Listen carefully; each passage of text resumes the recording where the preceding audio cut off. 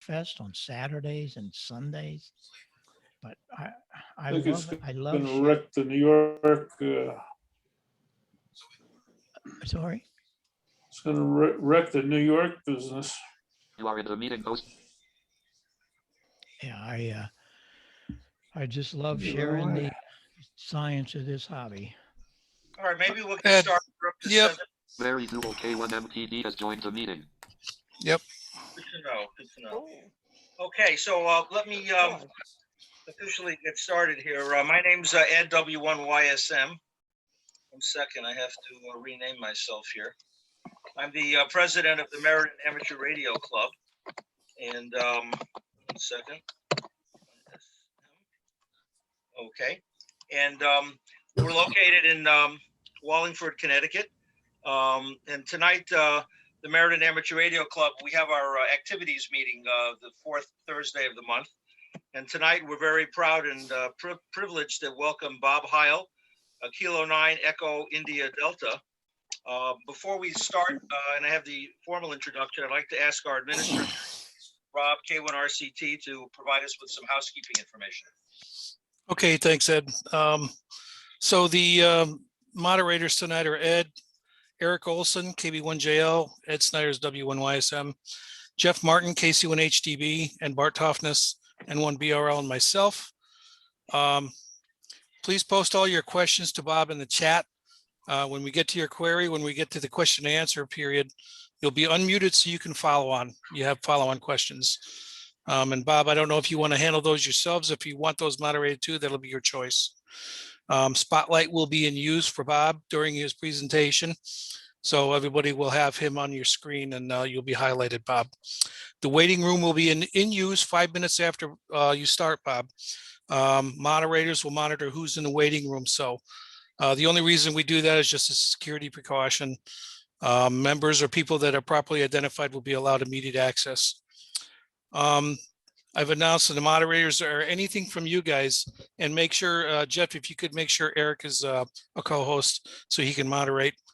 Anything from you guys, Eric, Ed, Jeff, or Bart? Nope. Oh, just said it would make it easier if people identified themselves by their call signs. Right. I've asked, I put it out that you please identify yourself with your first name, last name, if you don't have a call sign, or just your first name and a call sign. I don't want to put anybody in a waiting room unnecessarily, but we would just like to know what your call sign is if you have one, or just at least first name, last name. Are there any questions? What I'm going to do now is I'm probably going to mute everybody and then unmute Bob, highlight Bob, and all the co-host people can unmute themselves. So any questions before you do so? Just one thing, Rob, if you don't know how to change your name on your screen, you right click on your picture and it says rename, and then you can just change your name there. Thank you. That's a great point. Yeah, I forget some people don't know how to do that. Any other observations?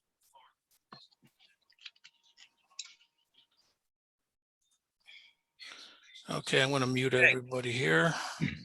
Hang on. Hang on.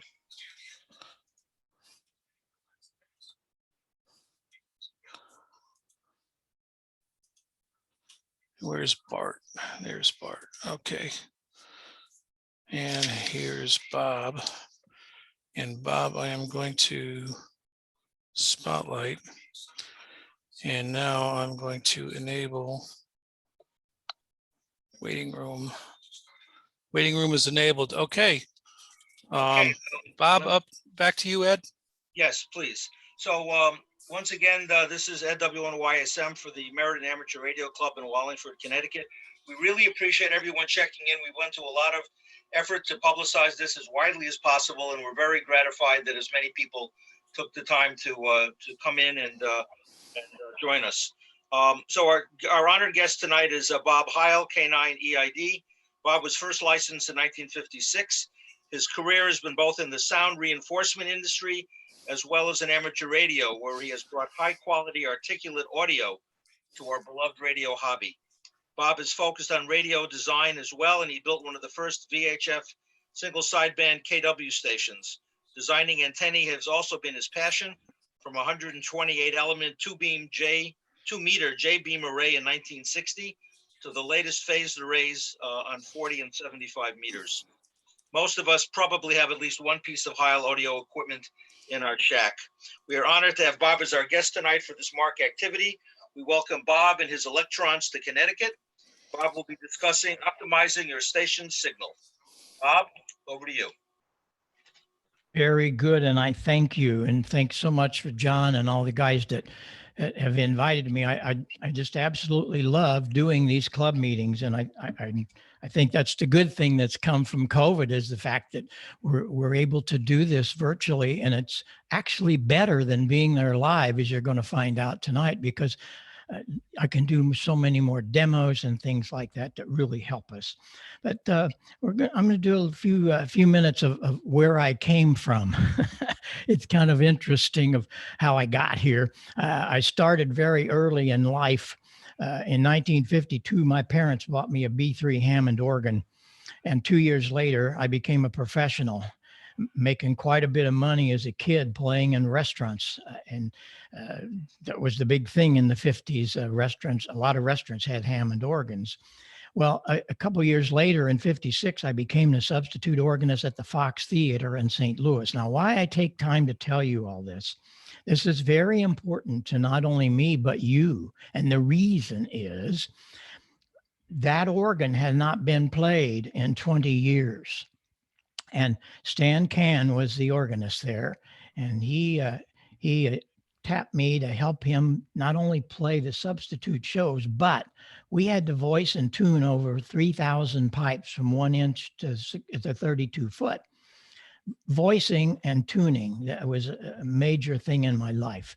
Tuning is no big problem, just octaves, but voicing, you had to learn to listen. And what I mean by that is each pipe had to sound the same. You're seeing all those brass trumpets. They had to have the same harmonic value. You had to learn to listen. And that was one of the things that really, really guided me. Hearing is a physical process. Everybody hears, but not everybody listens. Listening is a mental process, going in and dissecting what you are hearing. And in amateur radio, it's very essential because, hey, in a pileup, you might want to go look somewhere else, but you have to listen. In 56, I also became a ham. One of my high school buddies got me involved in it, but it became my college education. I quickly got on the air. I went to Walter Ash in St. Louis, and my parents allowed me to buy all of this stuff because I was making quite a bit of money as a sophomore then in high school. And that Harvey Wells is still with me. It's right there. Was on the air this morning with it. It still has original tubes, and it's just wonderful to keep all this old stuff going. But I was tuning around a couple of weeks on the air, and I heard the most ridiculous signal. What is this? And I'm listening frantically, dissecting what was coming up, and it was all distorted and stuff. I come back the next night, and it's still there, 1956. I'm going, what is this? Well, I didn't know all of the buttons on my Hallicrafter yet, but I happened to hit the BFO button. And when I did, out pops this signal. Wow, a voice in the speaker. It was single sideband on 6 meters in 1956. I found out later that was very rare. He was one of the first to ever do that. So every night I would work him. When I was home, he was very thrilled that I talked to him because nobody else was answering. They didn't know what was going on. Well, it turned out that it was K0DGE. K0DGE invited me to stop and see him at his workplace one day because I told him I'd come into the city 3 and 4 times a week to play the organ. And I rolled up in front of KMOX radio, the address he gave me. He was the chief engineer at KMOX. Whoa. I was pretty shocked because here I'm this little kid from Marissa, and here we are in the studios of KMOX. And he took me all in a tour and showed me things and so on about on the back benches where they built stuff. I said, would you build me one of those sideband transmitters? And he said, no, I can't do that. Why not? I'm going to teach you how. And he did. Went back to Walter Ash, bought a Central Electronics 10B as a kit, put it together. He guided me through all of it. And I had it working, but that had plug-in coils. But now wait a minute, that's on 14 megacycles. How are we going to get to 6 meters? He taught me how to use a grid dip meter. We bought a milling grid dip meter, which I still have and I still use, and we were able to wind a 6 meter coil, put that in. But now wait a minute, we're 36 megacycles short. How are we going to do that? He taught me how to build a 36 meg oscillator, use a 6U8, a dual triode, replace that 9 meg crystal, and away we went. We were on 6 meter sideband. The station grew really fast. I was just going nuts, and my parents were so happy with that I could find something that really was of interest to me. And we were buying gear all the time because I made all these trips to St. Louis, and I always stopped by Walter Ash, of course. But the one thing about it is that I was learning things. That was the whole deal, because I was just mesmerized by all of this. Well, I also was really interested in antennas. And my parents allowed me to put up a 110-foot Roan with a 36-foot long 11 element Telerex on 6 and a pair of J-beams on 2. I had a Motorola dealer, K9 SGD, south of Marissa, and a contractor, K9 EBA, who had booms and lifts and cranes. They did this. I mean, a 19-year-old kid that he wasn't going to do that by himself. They were very, very gracious. And hey, it was fun for them to put up a tower like this. You'll notice that antenna, the elements are not all horizontal and they're all not vertical. Telerex had come out with the spiral array. And the reason they did that is they were looking to help the phase distortion because, and a lot of people don't know this, but what happens when your signal leaves, it never stays in the same plane. If it leaves horizontally, it might turn 2 or 3 times.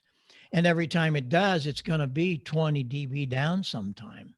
So it was very important that this could help, and it did. I was just really fascinated in making that work. Well, I become really involved in phasing. So we put up another 50-foot tower, and I put a pair of 2-meter arrays that were one horizontal and one vertical. That was 35-foot long booms from Telerex. And I had all kinds of 220 and stuff. I was really going crazy. I had put up a TI-33 because one of the guys said, you got to have that. Well, I don't need that because I was a technician for 17 years. I didn't need to listen below 6 meters. Why? Because the bands are open all the time. When I say that today, people say, what are you talking about, Heil? What do you mean? Well, what I'm saying is those were gracious times that we were able to work anything on 6 meters, just about any time of day. I would come home from playing the organ at night, 2 and 3 in the morning. It was still open.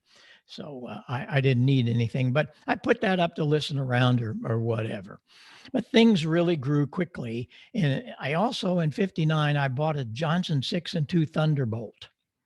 And that 6 and 2 Thunderbolt, it was a kit. Again, Larry Burroughs guided me to make sure I didn't electrocute myself. It made me respect high voltage. And you'll see a Central Electronics 20A up above me because I went and bought another Central Electronics because the 10B had plug-in coils. I had that on 6 meters, but I built the 20A. And by the way, the 20A is still with me. It's right there. So a ham doesn't throw anything away, do we? But I was really having fun. A kilowatt of single sidebound 6 and 2 meters with a 110-foot Roan. Yeah, it was pretty loud. What I really didn't know was about to hit me in the face, though. I didn't hear very many single sideband stations. In fact, practically none at all. I got a call one day from Bob Drake of the Drake Company. You the guy that's got that kilowatt on single sideband on 6 meters? And I said, yes, sir. He said, we'd like for you to come to one of our club meetings. We have a club meeting once a year. It's a technical meeting. So we'd ask for you to bring some diagrams and some paperwork and explain to us how you've done this. We've checked with the ARRL and they claim that you're one of the first 10 single sideband kilowatt stations on 6 meters. I didn't know any of that. Well, okay, I was very honored. And one of my friends down in Murfreesboro, Illinois, had a Bonanza airplane, and he said, you know, I've heard about that. He said, let's go. I'll fly you out there. So we go to the Biltmore Hotel. They had taken all of the furniture out of one of the floors, and they had the Collins room, the Hallicrafter room, the Central Electronics, Drake, Mosley, all of these great companies. I had been reading about them in the magazines with their ads and stuff. So for a little kid, I was like really mesmerized by it all. Well, that's Biltmore Hotel. Where is it? Well, the Biltmore Hotel was in downtown Dayton, Ohio. It was one of the first hamventions. There were 600 people there. In 1964, they moved out to Hera. And these were amazing beginnings for me, let me tell you. Well, while I was there, a guy came to me. He was from the UK. He had a booth there, the J-Beam company. I was familiar with his antenna. He said, we are looking for somebody with a powerful 2-meter signal to do some testing with us. Would you like to do that? And I said, certainly. He sent over 128 element 2-meter array.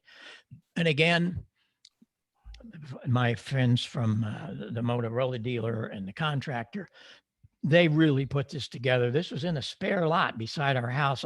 Our house looked like the backyard of CNN at that time. We had all these antennas and stuff. But my parents loved it. They didn't have anything to do with electronics, but they loved what I was doing. The whole town thought I was crazy. It was a very small town, still is.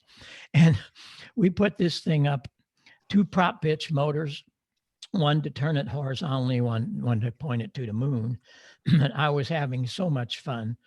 And from there, it got really crazy.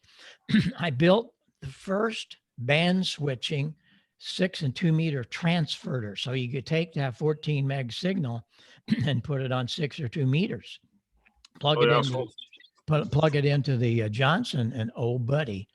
So things were happening pretty quick. I was hired by CQ magazine in 62 to write a column, VHF single sideband. That's how rare it was.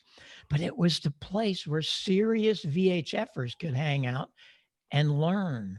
It was the place for experimenting, and just it went on so well. We were so thrilled with all of this because what I had done, I had built a lot of things with transverters and things, and the station was growing, and I would share all of these things in the magazine.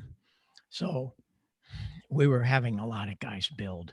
And it's why I'm very disgusted. That word is disgusted with 6 meters today, because it's a contest band. It's either what's your grid square or see you later. They don't want to converse. They don't want to talk about how they got there, because how they got there is they bought a 7300 and put up a vertical and they're there. No. Let's talk about building and doing things. And that's what I've been trying to do in my last 10 years, is trying to get people to building. If you are familiar with my Pine Boards deal with Ham Nation, we've got thousands of people that's now building transmitters, and I love it. But at the same time, in 1959, I got a job, a big job, not that the others weren't. I became an organist in the Schneinhorst restaurant. It was a 4-star German restaurant in St. Louis next to the airport. I built a pipe organ and that we installed in there. All the instruments you see on that piano, they all worked, as well as the piano keys with solenoids from a pinball machine. They all worked from the console. The console was a Wurlitzer theater organ console that I had gotten from State and Lake Theater in Chicago. So all these things are going on at the same time. Here was the fun part. I drove I was 52 miles to the Holiday Inn each night, but I had built a really neat rig for that. There, you'll notice the two Saturns. I had a 6-meter and a 2-meter, but I got a hold of a Swan 120 when it came out. They had sent it to the magazine to review, which they did. I took it and I put it on 2-meter sideband. Yeah, and it worked great. So I was on the air for 2 hours a day in my mobile. And if any of you were around in the Midwest in those states, it was wonderful because they knew at 11 o'clock at night, I was going to be there. And at 7 o'clock, I was going to be there. And we were having more fun on VHF. It was just wonderful. And hey, the 120 worked great. My problem is I sold it and I don't know where it went. That was stupid of me. I should have kept it because I would like to do that again. But oh well. Well, I got tired of playing. I'd been playing for 12 years, 6 nights a week. It was, and wait a minute, let me do something else. So I opened a little music shop in my hometown of Marissa, Illinois. It's 50 miles southeast of St. Louis. My parents had a men's shoe store there. In fact, I have pictures, my dad down there in the white shirt sticking out of his door. So I opened this music shop. I didn't know what was going to happen, but I sold a lot of Hammond organs and renting them to different people. But the bands started discovering that there was this guy with a soldering iron. So all these local bands were starting to come to me. And the one that really woke me up very early, he brought in this box and he said, you fix things here? And I said, yes, sir. He said, well, it's broke. I said, you have something broken. What is it? I looked inside, had a pair of 6L6s and a 5U4.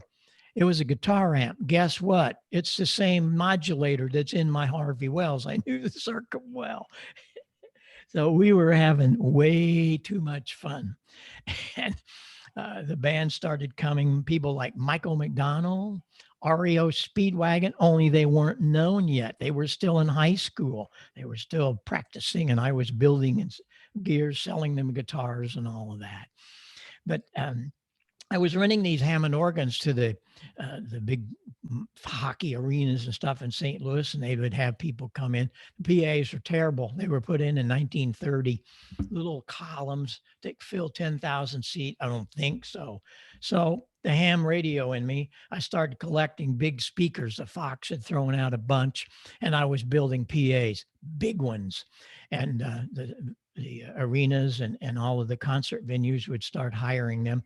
People like this would come in at first because they were the country acts were really what started the concert thing. The rock groups hadn't really made it to that particular level yet, but all these people were mesmerized, and I was doing a lot of things helping them. Then I got another call, and it was Jerry Garcia. He was at the Fox in St. Louis. And they came to the Fox that afternoon. And if you are rock historians, you know where I'm going with this one. When they got there to the Fox, there was no PA. Where is it? Well, their sound man, Owsley, owned the equipment, built the equipment, and run the PA. He also was the inventor of LSD, and he was on probation from the state of California. So now what are you going to do? So the FBI and the DEA, they heard that they were going to, that he was going to take the Dead on tour. So they go to New Orleans and they sat in the last row. When the show was over, the band comes on to St. Louis. There were no cell phones. They get on the stage at 4 o'clock. So they call back to California. Oh yeah, he's in jail. Now what do we do? So the Fox, knew I had these speakers because I had done a couple of shows there. So I talked to Jerry, and it was beginning of a lifetime friendship with Jerry. He was mesmerized again that I had all this stuff, because in those days, people they didn't have things like that. I had Macintosh amps, JBL speakers, drivers, Olsen Benz, 16-foot horns, all that. So we go to the Fox and did their show. There was a guy there. He was a journalist. I never met him, but he wrote an article about the night rock and roll sound was born, and it ended up in Billboard. Go to Google and look it up. The night rock and roll sound was born. And he'll tell you the whole story about what happened that night. But it went on from there. Oh, after that Billboard thing, everybody was calling us because we were the only ones doing any high level PA systems. And so it was started very early. Again, you're looking at a guy that I've never tasted beer. I've never smoked anything and never done any drugs. And I'm running around with these big drug addicts, but that's okay. I respected them for their artistry. I was a musician too myself, so I understood that. But they respected me for my soldering iron because I could help them. But what I didn't want is to continue with their way of doing it. They'd have one member would have a Volkswagen van with some things, another have a pickup truck. They never arrived there at the same time. So we were the first company to actually do a tour. I leased a 40-foot semi. I bought an old Greyhound bus, and we built 11 beds so we can take the crew around and save a lot of money, really. And it just worked out so well. We were having great fun on the road. One of the calls I got was from a group that it was their first tour, and their manager called me and said, "Now I need that loud PA because these boys are loud." This is their first show of the first tour. That's Billy Gibbons and ZZ Top without beards. They became really good friends. They still are, only today we're doing their microphones. All of this really just kept going. The Who called me. We were with them for 6 years. They had really had a problem, and we helped them get out of that. And Pete Townsend called me one time. They took a year off after those 2 years on the road with them. He said, "Hey, come over here, Heil. I got an idea. I want to see if you can help us. Quad sound is big right now. You think you could build a PA that we could move Roger's voice around the hall?" Well, heck yeah. Why couldn't we? Well, he was doing this in that studio. You know that, Baba O'Reilly. He did it on that Lowry home organ with the red chairs in front of, coupled to a synthesizer. I was absolutely freaked out because, being an organist, I thought that was all done with synthesizers. And I'd been on the road with them for all those years. And I thought whenever they'd play, we played that with tape. That was another story for another time, let me tell you. Nobody ever caught that. There were 4 guys on stage, but who's playing organ? Who's playing synthesizer? Who's playing all this back? Well, it was me with a tape recorder, that one you see on the left, this big Scully. But anyway, these were fascinating times for me, and it was all because of ham radio. But he wanted me to build a PA that they could do quad sound because it was big in 1973, and so we did. We were building a mixer with our sister company in London, IES, and we built the first quad mixer for them, and away it went. And as I say, it just went crazy. We were doing a lot of festivals. I was really bummed out by some of the things on the road, and we had large systems. We had 3 systems on the road. We brought them all in for that one and had 2 stages so we could play one and set up the other, so that there was no downtime, so the kids got in any trouble. Some of them did. Good grief. But I decided that we needed to kind of exit this thing. But I was always getting a lot of kids asking me, how did you do this? How'd you learn it? Oh, the ham radio. Well, yeah, well, I know. How'd you learn it? So I wrote the book. And I really did write the book. It was the Bible for the live sound engineers. There's nobody having a book that you could understand. Oh, there was engineering books, but they were very, very in thorough. And this had, I had taken things how to stack. I could stack 2 cabinets and get 3 or 6 dB more gain just by stacking speakers right. Simple stuff. Where did I learn that? Well, that came about because of one guy.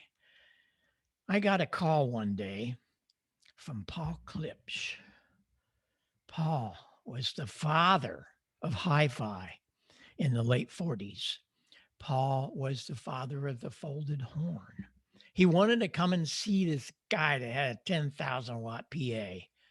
I thought, oh my gracious, this is not going to be good. It was wonderful. All day long, he's going, well, why did you do that? How come you did that? Where'd you learn to do that? And it was, of course, a lot of ham radio stuff. And he was just absolutely stunned that this was happening because he hadn't seen anything like this. I didn't know it. I just did it because it was fun. He put me in his airplane that night. We out of Marissa and we headed to Hope, Arkansas. And it really changed my life. I really, really tell you the truth. I was so blessed to be a friend and a student of Paul. I learned so much from him. Here is showing with his plexiglass model of his K horn. If any of you know about it, if you've never experienced one and you get a chance to do so, it's not listening to this one, it's experiencing. My gracious.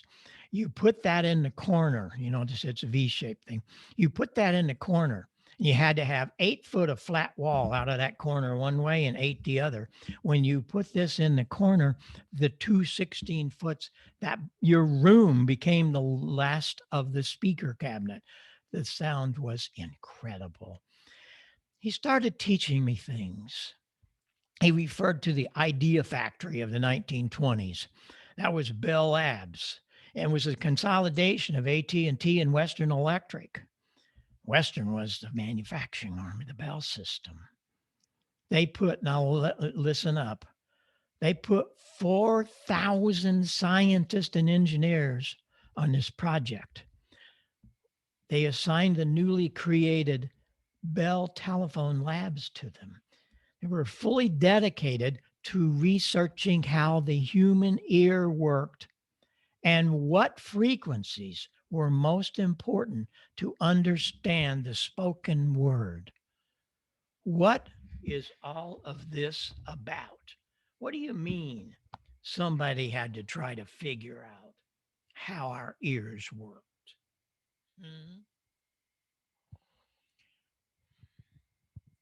They put the telephone system together. Now, when they did that, they started out with 2 wires from New Jersey and went all across America. And every 50 miles, catch this, every 50 miles was a relay station to keep the frequency up, the voltage up. All of this had to be linear all the way out to the West Coast. When they turned the first telephone system on, this is what they heard. Oh my gracious, where'd it go? What happened to our articulation? This isn't how it sounds when we input it in New Jersey, but everything was level. They couldn't figure it out. What was the deal? So they assigned 4,000 scientists to this project. 4,000 of them started working on what happened to their wonderful telephone system, because they had to do something. They had it all together and it was all linear coast to coast. Well, Dr. Fletcher and Dr. Munson, the 2 lead scientists, they got into the situation and discovered a very interesting thing. our ears are nowhere flat. Various frequencies are much more in tune with others. What's also interesting, you notice at the top at 120, 110 dB, it's kind of almost flat. But down here where we're listening right now at 20 dB maybe level, it's like a ride at Disneyland. So you see, our ears are nowhere flat, nowhere. And so things started progressing. They finally figured it out. Dr. Fletcher and Dr. Munson came up with this particular frequency chart because this is the telephone system. Also, pay attention.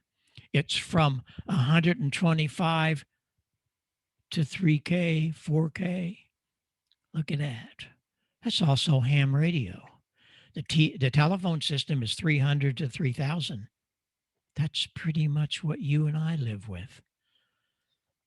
But look at it. We do not, cannot, no way have our signals flat. We need to elevate 2.5K. And those 4,000 scientists, they figured it out. And they figured it out for us so we can make things happen, just as they did with the telephone system. Now that you have those results, you actually learn that a flat, no EQ, nothing, flat frequency response doesn't play to the needs of the human ear. It lacks speech articulation. It lacks that. And here's the demo for you. I have a parametric equalizer in this mixer. Here it is, flat. This is the way things sound. And you know, I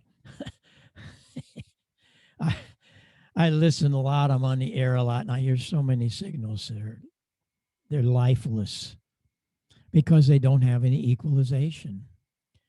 And so if we add 2.5, all I'm going to do here is add 2.5K. I'm not turning anything else, especially the bass. But remember what I said about listening? Listen real hard, and you're going to think I turned the bass, but I didn't. Here we go. The minute I hit 2.5K, you're going to say, wow, now 2.5K is magic. It's magic. I'm going to take it out. I'm only taking out 2.5K. That's the way I hear a lot of ham radio today. And it's hard to understand when it could be so articulate. I had been off the air for 12 years. And I'm going, what's going to happen here? I got back on the air. And I was not very happy. What happened to my great Art Collins audio? I was really bummed because when I left, man, things were great. When I came back on, I let you hear what it was like. Like, what are we going to do, Heil? What are you going to do? So I started asking these guys that I would talk to, what are you doing? What are you talking into? What's going on here? Well, I got a Kenwood. I got a Yaesu. And these are things I'd never heard of. Really? What are you doing for microphones and stuff? Well, hey, I got the matching microphone. You know, matching. It's painted the same color. That's the only matching about this microphone. I found out later when I started working for these companies, they don't build their microphones. And that really jerked me. I said, yeah, we're going to do something about this. And I did. I built the first equalizer that ham radio ever saw. I thought, this is going to be cool. So I wrote an article and I sent it to QST. And they called me back and they said, this is wonderful. It's going to become the lead article and the cover award of 1982, July. Wow. I was really impressed then. It's like, whoa, what did I do? And I asked him, why all of this? He said, because This is not just a product. It's a revelation because we've never had equalization and we so need it after we've tested it. Wow, we got to make everybody know about this. So away it went. Now I wrote the article as a DIY, had all the diagrams and stuff for you, but it backfired on me. I had closed the plant. I had long gotten out of the whole deal of building sound systems and sold the music store, sold the road system. I was in the satellite business big time, got rid of all that. Well, it backfired because people would come to me say, I don't want to build, I want to buy it.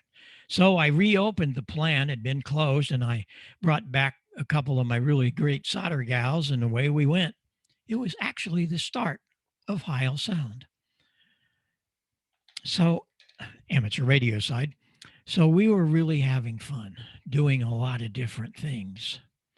And in 1999, I got a letter from Dr. Inouye, Inouye Communications, ICOM. He sent me a picture of his station. In his station, he had one of my gold lines, which freaked me out, plugged into this. Whoa.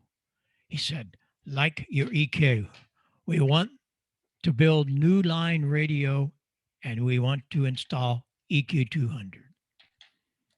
And so working with him, I don't know, he knew what was going on. These guys are engineers, but he just wanted to make sure, since I had already done it, every one of the ICOMs from the Pro 1, Pro 2, Pro 3, all the way through 7600, the great 73. And if any of you guys don't have it, you need to get the new 705. What a piece of art this. I remember I said art. It is. It's amazing. It's got everything that a 7300 plus D-Star and a bunch of other things in it. Battery operated. It's wonderful. But why did they send it? Well, the reason they send me all these other things, they didn't build anything for it in the way of a headset or microphones. So here we are. We now have the headset for the 705. It also, the HTH, also is great for handy talkies. I'm not a handy talkie guy, but I'm telling you, every one I've ever had or tested, it's garbage, it's junk. You know that. You listen to them, but you put up with it because there was no alternative until now. And so for not very much money, you got yourself great audio and it'll plug into your 705. Well, they brought out all these great rigs and they all had they had things that you had to pay attention to. What are you talking about? Well, they had menus. And they're, I don't need no EQ. I don't need no. Yes, you do. We've proven that. But there's how you do it. But the problem is, people are afraid. They don't know how to adjust it. And the manuals are terrible. But what we want to do is we want to roll off that bass, as we learned a little bit ago. You want to increase that 2.5K, just what those 4,000 scientists told us for articulation of the speech, human speech. And they all have, all of the rigs, the early ones look like that all the way up through the 7800, 7851. But when they came up with the 7610 and the 7300, they were a little different, but they were the same. They just had different graphics. Now, here it is. Listen up. The first thing you want to ever adjust in a transmitter is the bandwidth. If you're going to do rag chew, we're going to do 100 to 2900. And we're going to get rid of that bass. Not totally, but feather it down. And you're going to increase that 2.5K because those are the frequencies. I set those frequencies. It's 160 for the bass, and there's 2.5. How'd I learn that? That's what this is. Those two filters, the bass filter is at 160, The only thing you can do is plus or minus. The treble is at 2.5K. Of course it is. And you can increase that. You never want to cut it down. But all of the rigs that ICOM have, they do the same thing. Now here's the DX crowd. You know, a lot of people, oh my gosh, they sound terrible. They don't care what they sound like. They want all of their power where it counts. Where does it count? You know where it counts, 2.5K. So you're going to set the bandwidth at 500. Nothing under 500 is going to show up, 2,500. And then you're going to punch the heck out of that 2.5. You go up to the menu, -5 on the bass. I take out everything you can, and +5 on the treble. It is just ridiculous sounding. I built the first element in 1983 that had the right frequency responses. The HC4 was the DX dream machine and still is. Only now it's called an HC74. And a lot of guys will say, why did you do that, Heil? And I really get called out once in a while. My God, that Heil thing sounds so terrible. Well, now, wait a minute. You do not put Volkswagen tires on a Maserati, okay? So you take your little Volkswagen and head down the road. We're in the Maserati. We're in constant contact with the big boys with this element. The contest DX guys. They cannot waste power. And so I built an element that did it for them. The element rolls off everything under 600 hertz and punches 10 dB at 2.5. And it's ridiculous. Here, I'll let you hear it and you'll see what I mean. You'll hear it. It sounds like a telephone. It sure does. Well, why do you want to do that, Heil? Why would you want to do that? Oh, it's very simple. You study those 4,000 scientists and the Fletcher-Munson curve, how our ears work. You'll know why I did it. Here's the deal. The best demonstration I can give to you, and you'll never forget it. I hope you didn't forget some of these so far because they're worth it all. Let's take a look at this. If this air was RF and your signal, you rolled it off to where you wanted bandwidth-wise. It's nice and kind of flat, no big deal. Rise a little bit, 2.5 for rag chew. But, for the big boys, the boys doing contest and DX, I'm not wasting my power. So we're going to narrow it up. And when you narrow it up, what happens to the RF? You open the door on your equalizer and your filters to 2.5. You know where it's going. The RF's going to go to 2.5, just like you heard with the headset. That's where I want it to go because it's maximum. The F and the S and the P or the B, without that equalization or any of that, the F and the S sound the same. And this is what I hear from a lot of you guys that don't equalize things properly. F and the S, B and the B, they're all the same. But when I bring that 2.5 back up, oh, buddy, it's like, wow, the F and the S are totally apart from each other. That's why the contest and DX crowd loves our terrible sounding elements. But for them, it's not very terrible, let me tell you. The 7610 has the same graphics. You set the bandwidth for what you want and roll off what you need. It's very simple, very, very simple. While I was doing all that, Dr. Inouye invited me to build a microphone. See, they don't build their microphones with any thought.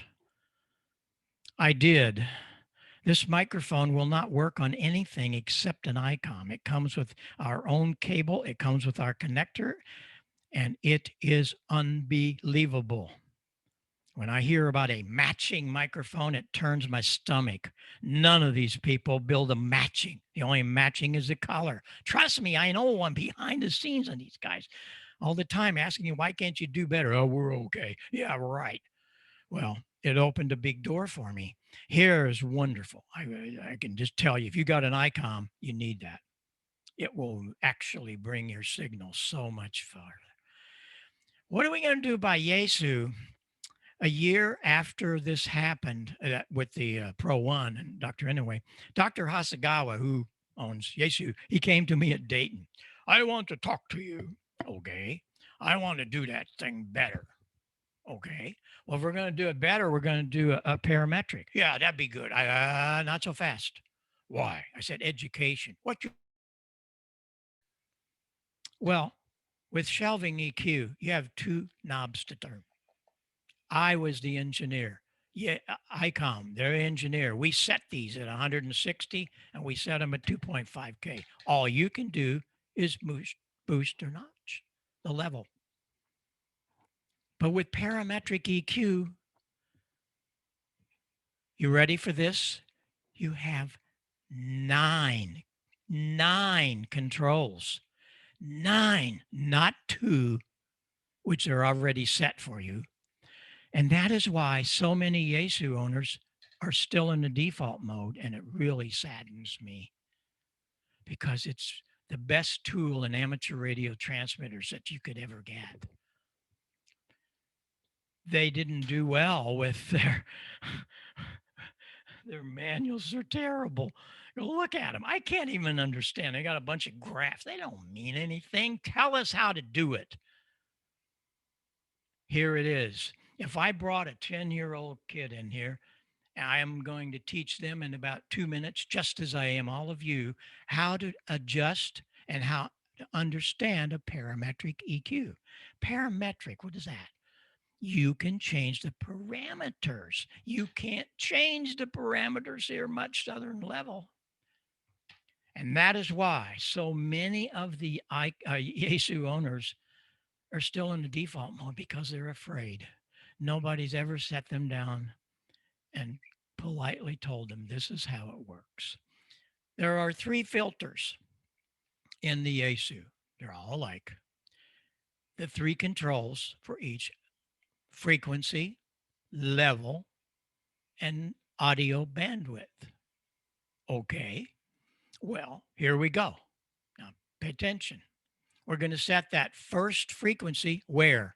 I like to do it at 200 hertz. We don't want anything under there. 200.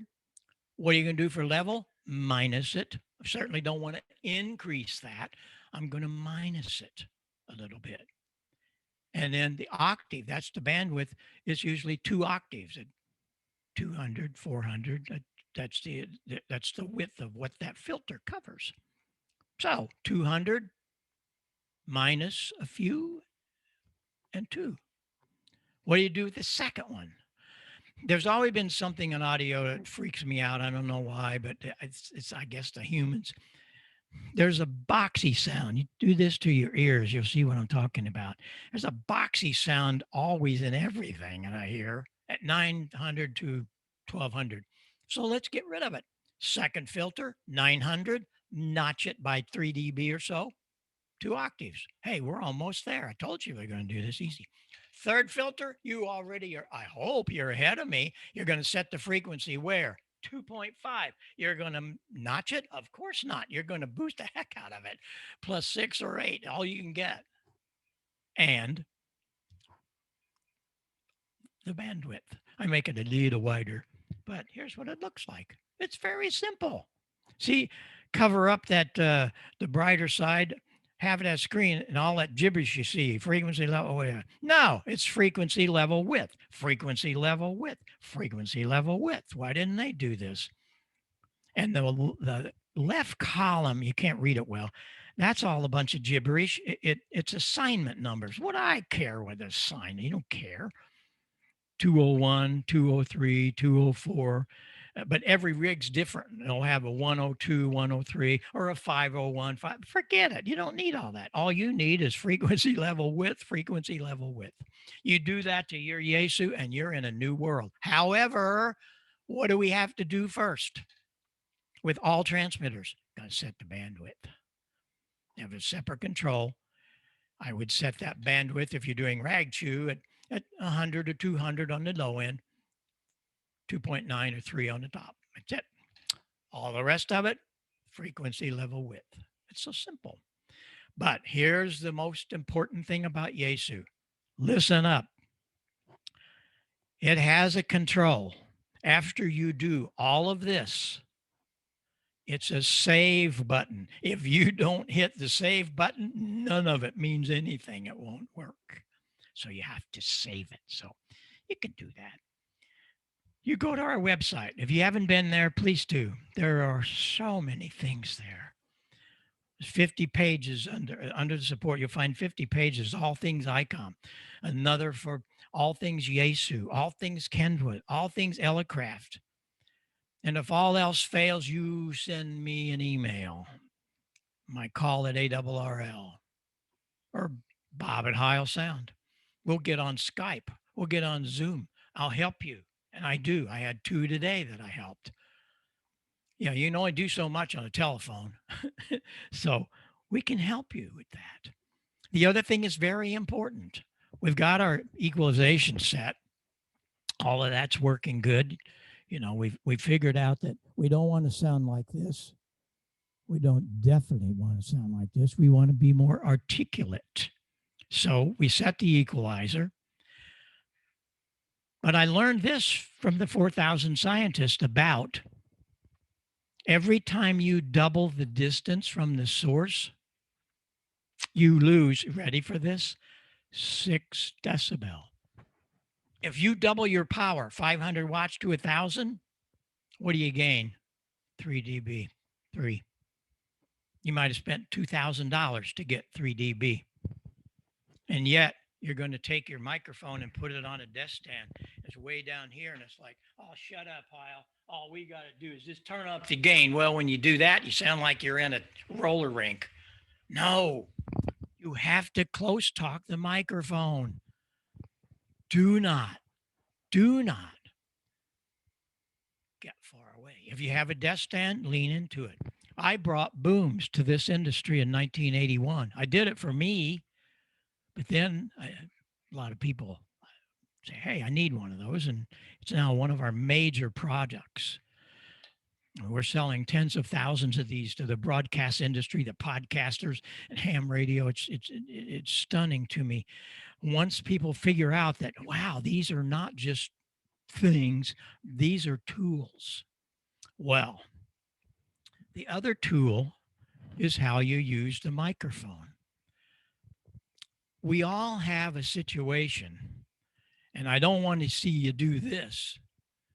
That doesn't work. I just proved it to you. You've got to have that microphone no more, ready for this? 2 inches. That's it. 2 inches. That's it. But when you do that, some of us exhibit more air than others, the plosives. And so you want to pay attention to that, because the P's and the B's, they're gonna come flying at you. And the P and the B, they're driving the diaphragm down into the bottom of the magnet. So how do you get rid of it? Well, with ours, we're the only microphone that you can do this with. I build them so they're a totally omni on the front. You can run around for a full 180 and it's still there and it didn't change. You can thank Joe Walsh for this.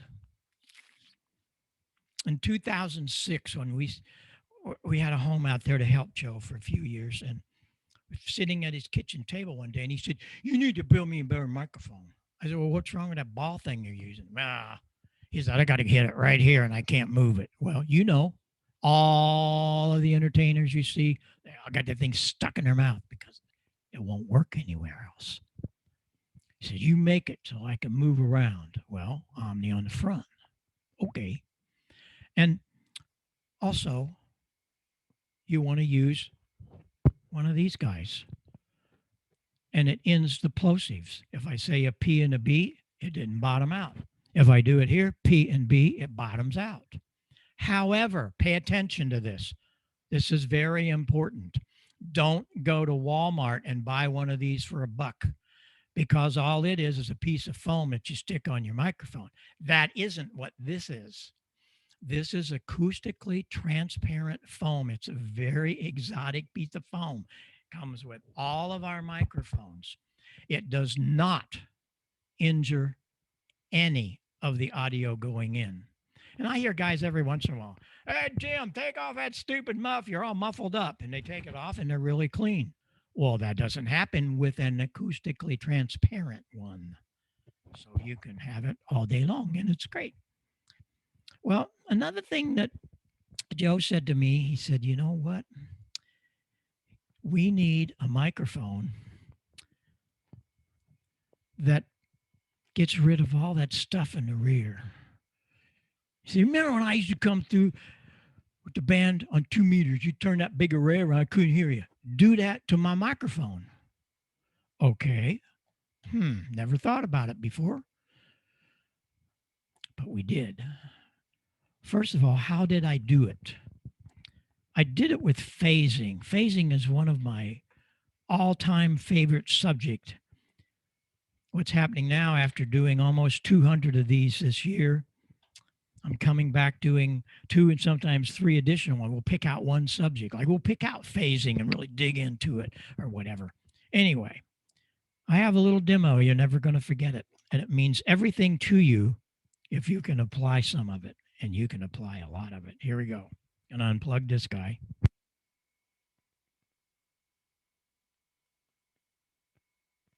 And I have a Y cable. No big deal here. The reason I did it is when I started doing this years ago, guys said, "Oh, well, heck, he's just using two inputs and he's turning the other one down." No, I'm not. It's one input. This is science. This is science. I learned it from all those years studying, and I want you to do that. Go to the library. Well, wait a minute. You don't have to go. I did. Or I'd call Paul Clips and spend a day with him. You can get it in Google today. Okay, 2 microphones. Another thing, these are in phase, both of these. When I speak into this, the diaphragm goes down. No big deal, Heil. And here's another one. If you double the power, it went from 500 to 1,000. What'd you do? You gained 3 dB. 3.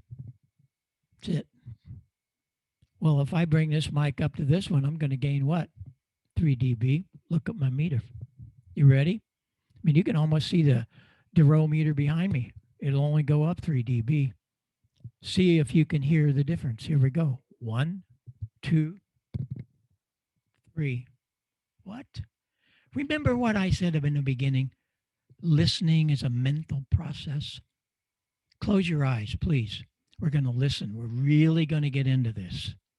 See, I can see all of you, so don't play games with me.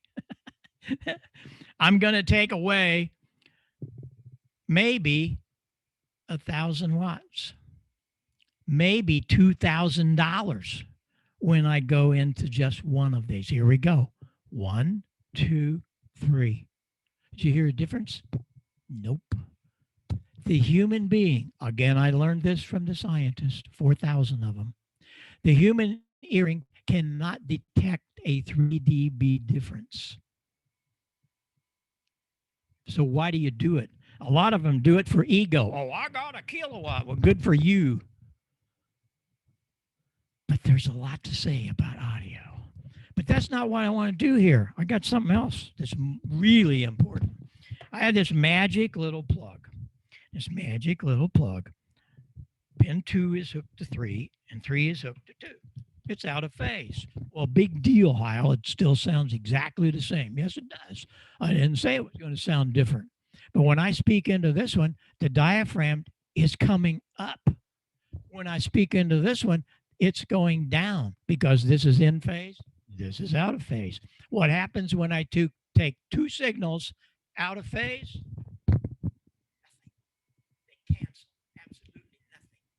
gone. All the mics still work, but not together. They're out of phase. How many hours do I have? Think about what being affected by this. And we don't hear about it, darn it. Come on. Somebody lands on your signal. And you hit your notch filter and he goes away. How does that work in your receiver? Real simple. They take that signal out of phase when you hit that button and he's gone. I mean, there, as I said, how many hours do we have? You got to think all of the things that phasing affects, and there are a lot of them. When Wes Shum brought single sideband to ham radio in 1948, oh, if you had a trivia contest and you said, who brought sideband to ham radio? I know you'd all say Art Collins. Nope, he was 6 years late to the party. Wes Shum did it with Central Electronics. How did he delete the carrier? How did he delete the other sideband? How does your notch filter work? How does your Yagi work? Oh, here's a goody one for you. How does your Yagi work? Well, I'll tell you real simply. First of all, Dr. Yagi didn't have a computer. He didn't have all that modeling nonsense. He had his ears and a field strength meter and lots of time. He did a driven element resonant to the frequency he was playing with. And he cut a director, got a bunch of them, and moving up and down until he found the spot that he could get 3 dB. Another one he could get 6 dB again. No batteries needed, man. This is all in phase. He goes behind a longer element so far back it was out of phase. You can notch those signals sometime 10 or 20 dB just by phasing. Wow. I always had wanted to do phased arrays, but I figured that's only for the big boys. Probably costs a lot of money and it's really something. Well, in 2008, Sarah and I bought some property. This was our second place to go. Her mother lived there. And I had 5.5 acres. And so, wow, I had 3 acres I could play with. And so I did. And I put up a phased array. Right away, you're going to say, well, it just costs too much money and you got to have a lot of room and all that. Well, not necessarily.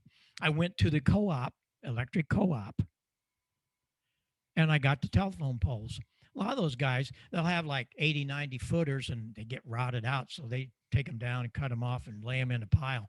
You can have them. Just go get them. And I had a farmer friend of mine that had a drill. We drilled the hole. And he had a crane. We put in there. No big deal. It needed one relay. And I had an Ameritron box and some cable. This is what I did. And I think you're going to really learn a lot if you have never experienced phased arrays. Completed the installation of a 75-meter phased array antenna system, consisting of a pair of coaxial dipoles mounted atop a pair of 55-foot telephone poles. We put them in an inverted V fashion, and the poles are 64 foot apart.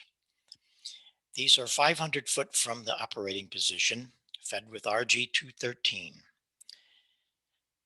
In order to make the antennas directly from east to west, we use a delay line, a 43 foot here on 75 meters that's switched in and out of the driven element, either east or west.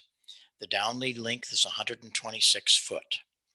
We take all of that coax, the downlead length, the 43 foot phasing delay line, and mounted them in a container, one of the plastic container boxes that we actually buried, and just the top of it shows. It's all sealed, so it's waterproof. But that's the way we get to switch all the components from 500 foot using one of the Amatron RCS 8V remote switches. It really works well. Take a listen to how we can get at least 10 to 20 dB difference east to west. Like a lot of people do. Mine's usually 3 inches or so. That's just after you done mow it. And I know, probably you know, we get a dry day, I'm gonna have to lay out there and mow. That's just all there is to it, because you know, if you leave it that high, when it starts growing in it all, it gets looking ragged pretty quick. So it's to that point now, and The system really performs on weak signals. Take a listen as we switch to the direction they're coming from. Also note the preamplifier makes no difference on 75 meters on this signal. The preamp will, of course, make the meter read higher, but in many cases, the preamplifier does not cause the weak signal to be more readable. Check it out. yeah, well, I see they introduced big display on it, and I don't know if that is their form of portable, or what that is. Your wire that hooked up to your computer, and then did you use your handheld to go through it? I think that speaks for itself. The only thing that I had to buy, and I had a lot, but that array was 500 foot from my shack, so I had quite a bit of coax down into there, but it's not a big deal. Like the old drunk said, I spill more than that. No, seriously, that was it. I had 2 dipoles. I got the poles for nothing. I had one of the relays, but one of the things that I did is I absolutely hate rotary switches. And so the box that you use for the Meritron, and that's that Meritron thing really worked well. I got rid of the switches, and I used Les Paul guitar switches, and that's what you see behind me right here. It's really great. You can go to Antique Electric Supply, and these are the phased array switches, but go to Antique Electronic Supply in Mesa, Arizona, and you can buy all that kind of stuff. They have great old stuff and new stuff. But there again, you just make do with what you want and what you need to do. But Joe also at that time said to me, you need to build a better microphone for our instruments and stuff. And these things aren't cutting it because there's no rear rejection. You need to get rear rejection. So I did. He and I figured it out. First of all, no one had ever built a large diaphragm. Shure tried it. Electro-Voice tried it. You'd think the RE20. No, that's not a large diaphragm. It's only about that big around. No, this is a large diaphragm. And I figured out how to tame it. There was a kind of a secret way. In fact, the Shure engineers have come to me. Bob Heil, I'll name him. He was a good friend years back, and he's long gone. They retired him. And he came to me one time. I don't know if I'd tell him the secret. No, I wouldn't. But we figured it out because I was a ham. I'm serious about that. Well, all the microphones, every other manufacturer, they have 4 little holes around the microphone element. That's what's supposed to be the entrance for all of the rear stuff because it's underneath the element, those little bitty holes. Because when it's underneath the element, it's out of phase. You know how that works. Cancels. I'm saying, why can't we get more? So I did. I took this large diaphragm, I mounted up into the element case, which is nothing more than the part of the rubber shock mount. Stood it on a signal collection tube, just a pole. But now all of the rear mids, highs, lows, they come screaming up the side, and the entire bottom of the element is open 360, the bottom of the element. And now we have Omni on the front. Are you ready for this? Watch your screen. It's 40 dB down. Oh, it still works, but it's 40 down. No other microphone does that. And again, it's ham radio. My gracious, that's why I just don't understand what the deal is with these guys. And it's really caught on. Sirius Radio just bought 250 of them, got rid of their RE things because of the rear rejection. And so I'm very blessed that ham radio gave me the knowledge to do this. And all kinds of artists are using it. Carrie Underwood, that's got a 40 element in our 35 she used for years. So these are all things that you do them, but you don't realize what's going to happen. 1985, we came up with the HC4s and 5s. And of course, since then, you know what happened there. Every one of the contests and DX ops, they're using our stuff because it's all done right, because I learned things from those 4,000 scientists. And I'm really, really excited about things. And that's why I come here, to try to help you, because I know that there's so much more that we need to learn. But in heading out the door, I got one more little pet project. I've always hated all of the transceivers receive audio. I work for these guys. I ask them, why don't you do better? Oh, receiver, fine. No, they're talking sensitivity, selectivity. They're all okay. I'm not talking about that. Every one of them, from the $15,000 one to the whatever. 1, maybe 2 watts for the big boys. But they have 10% distortion. Drives me crazy, because I listen, I mentally dissect this stuff, and it's like somebody got a drill in my head all the time, that stupid distortion. So I got to do something about it.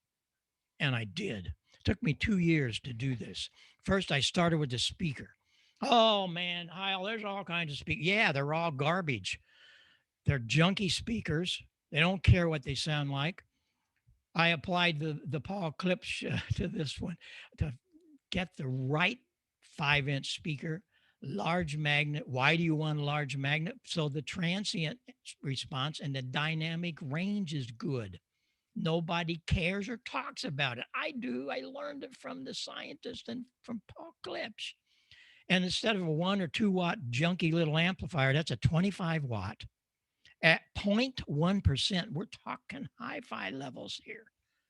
Paul Clips taught me that. No, we're not going to use 25 watts, but oh gracious, do we have the headroom? And so it's very important that you pay attention to what's going on in some of these things.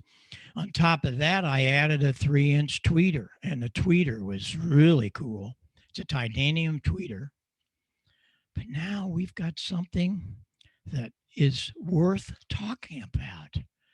And I ended up with 2 headphone amplifiers in it. You'll notice it has not 1, but it has 2 headphone outs. The reason I did that is so it has a left and a right if you want to do a balance control, or a logger and an operator. So that all worked out really well. The other jack there is record out. And the record out allows you to make recordings, but you don't need a bunch of stupid Y chords. You just come out of that, straight into your computer, bingo, you got it. And so we've got things happening for you that mean something. The equalizer, I have 2 shelvings. One I fixed at 6K, plus or minus. The other one at the low is set at 160 hertz. You can plus or minus it. I just usually don't worry about it too much right there. But here comes the biggie. It's a parametric equalizer,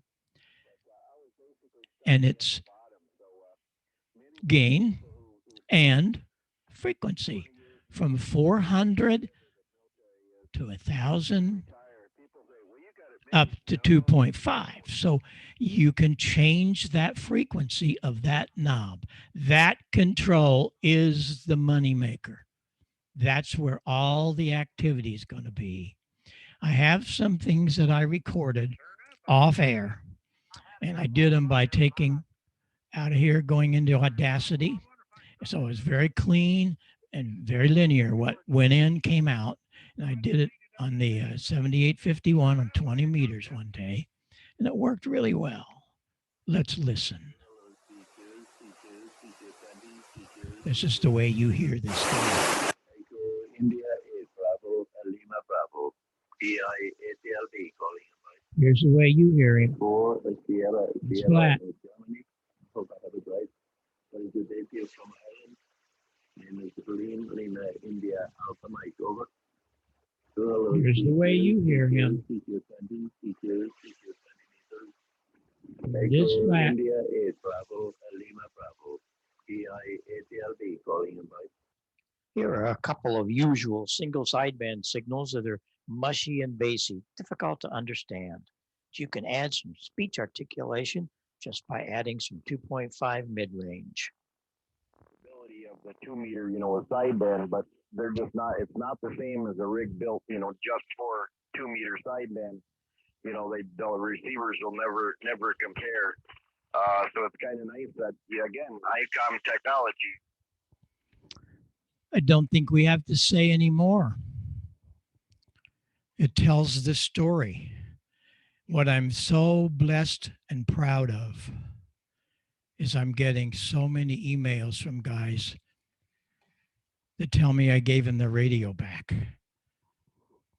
Some of the phone calls are very emotional because they start crying when they talk about it. I'm not making this up, guys and gals, because they get these radios and the audio's junky and their hearing is not what it should be, and there's nothing you can do about it.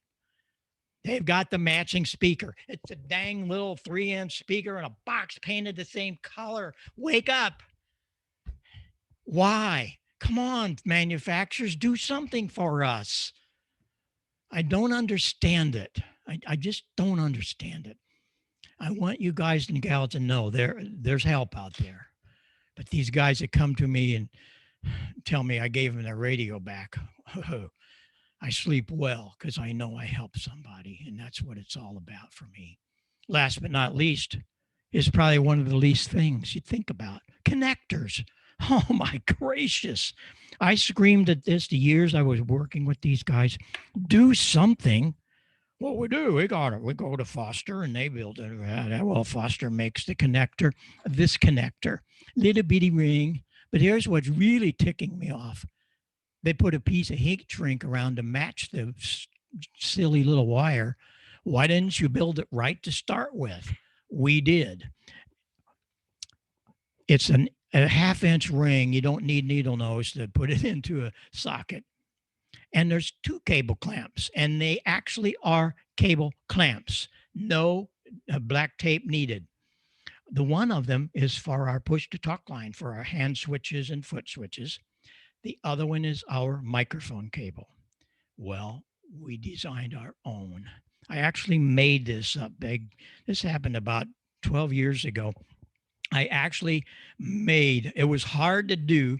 I took a piece and it was in 1960 RG8, the little coax. I took the shield out of there because that shield was beautiful. It was silver 100%.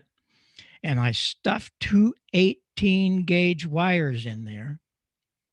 It's not 26 gauge like everything else. And I take the output of the push to talk, take it out of that shield. That's the blue and the red lead, because you got DC laying right up against a sensitive AC going into your mic gain. I'm here to tell you, I have fixed so many RFI problems just by changing the cable, because you get that DC and that audio away from each other. But it just doesn't make sense as to why some of the things happen the way they do in manufacturing today. So we're trying to create the ability to do that. And I think we're doing pretty good. If you don't have this, no matter how long you've been licensed, I advise you to go read this.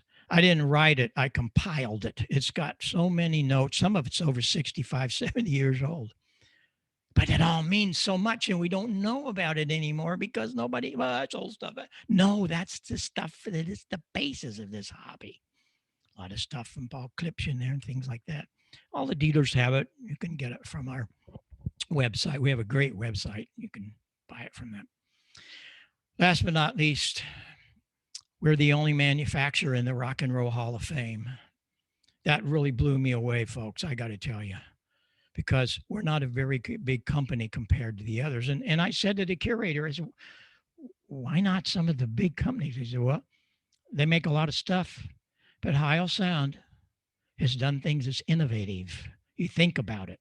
When you think about the talk box and the quad, think about all of the things we've done in mixers, power amps. We were the only modular power amplifier, the only modular mixer.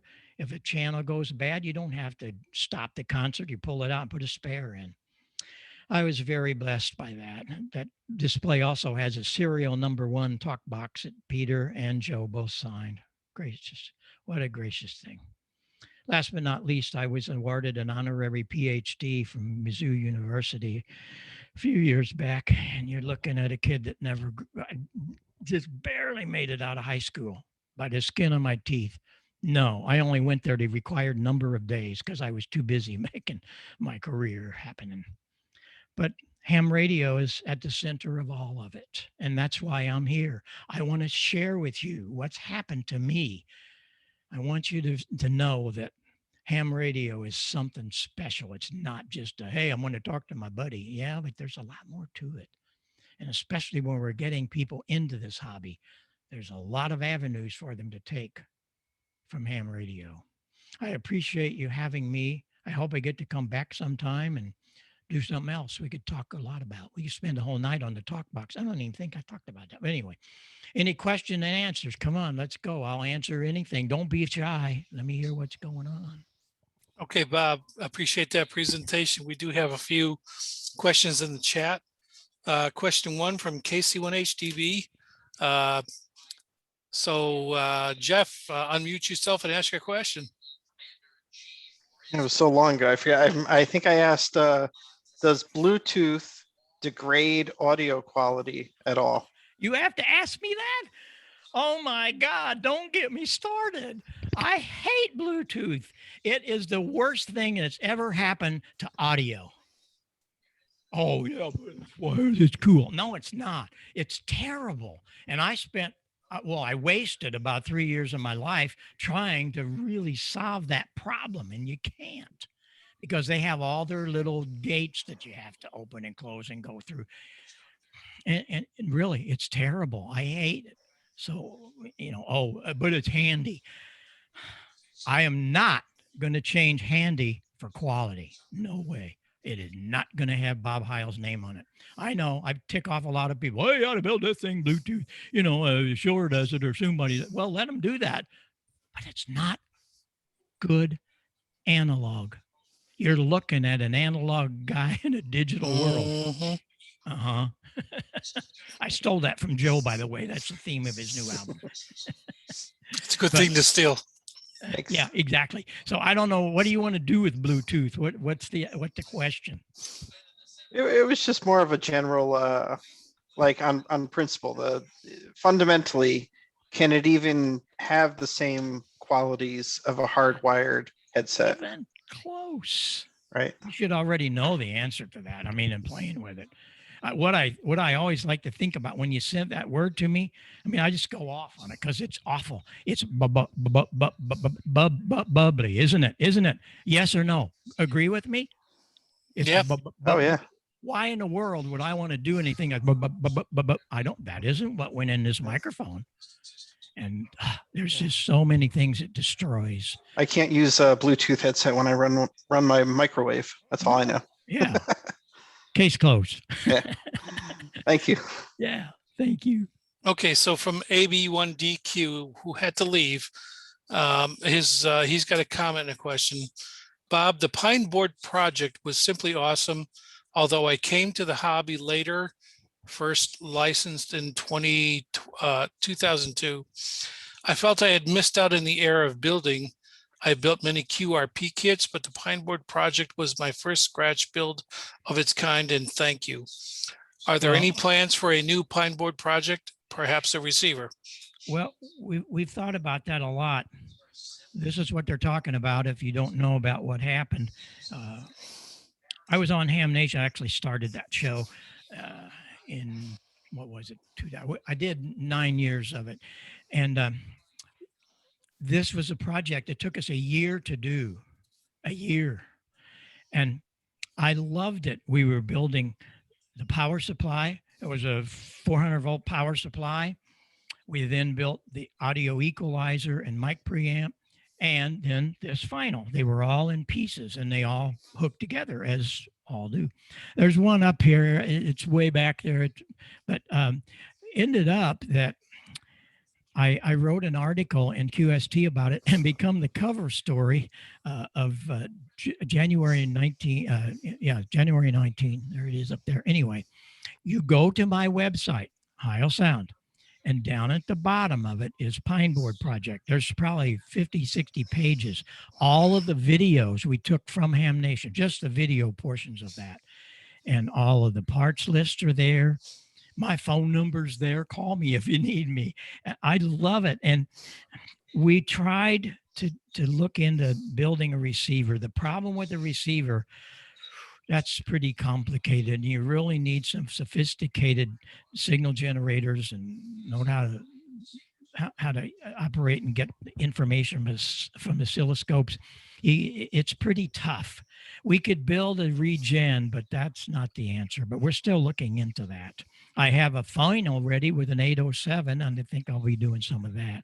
But yes, I'm planning on some things. But my whole life got way off track, thank God, because when COVID hit, it was just a little bit before it, I was doing a couple of Zoom meetings, and then I discovered, wow, God has put me in this position that I can help thousands of hams. We're now just close to number 200 of these. Some of them last 3 hours. The guys won't let me go, and I love it, because we're learning things together. And so I truly believe ham fests are going to have a whole different look at things. I think a lot of them are going to be, they'll have some ham fests, but there's going to be a lot of presentations that are going to be virtual because we can do better demos, as I've showed you tonight. I built this studio. It is a studio mainly for that. I do organ concerts out of here on WTWW every Saturday night. And then it's my lab. These things are there for me to work on, and that's how I develop things. And the companies send me all their products to have. That's why I got all the Yaesu, and I got a closet full of them here. But anyway, I love it, and I love to share the hobby with you. So stand by, because I've always got my eye open on something we can build. That's important. Yeah. Perfect response. Okay, this is from me. It's an observation and a question. It's taken me years to figure out audio bandwidth. I'm a Yaesu guy. I'm a Kenwood guy. Kenwood first, Yaesu second. So it's taken me years to figure out audio bandwidth during contesting in DX. So your graphic of the balloon is awesome for me, and it explains a lot. It would have explained a lot, taken me probably at least a year less to try to understand. So what is my final question for you, and we'll go on, we got a few more. What is your opinion of Kenwood gear in terms of their audio? Oh, yeah. Yeah, Kenwood. You see, here's the deal. Kenwood has an RF section division. They also are number one in the audio and hi-fi home theater. They're leaders in that. Yeah. So when they develop a transceiver, they get all the RF things done, and it gets right up to the coupling cap that goes to the audio. They carry it across the street or wherever, and they let the audio guys do the audio. And I truly believe that's why all of their audio has always been pristine. You'll never hear me say differently. It's gorgeous. And I think it's all because they're really deep into the audio business. Not to say that ICOM and Yaesu isn't, but it's a part of their RF division. Kenwood actually has a different division. But yeah, it's great stuff. But I I beat up with all of them because they don't design their microphones. They go to an OEM company, and it's pretty junky, especially in those early days. And everybody was fooled. Oh, it's matching. No, it's only painted the same color. And after I started working and being inside these plants, I found out I was right. Amazing. So one last question. What do you, so for the Yaesu guys, and I'm also a Yaesu guy, I got an FT950, and it's got a bunch of menu stuff there. And it took me a long time to figure it out, but bandwidth, no, frequency equals roll off. Is that a roll off frequency when it comes to frequency? Yeah.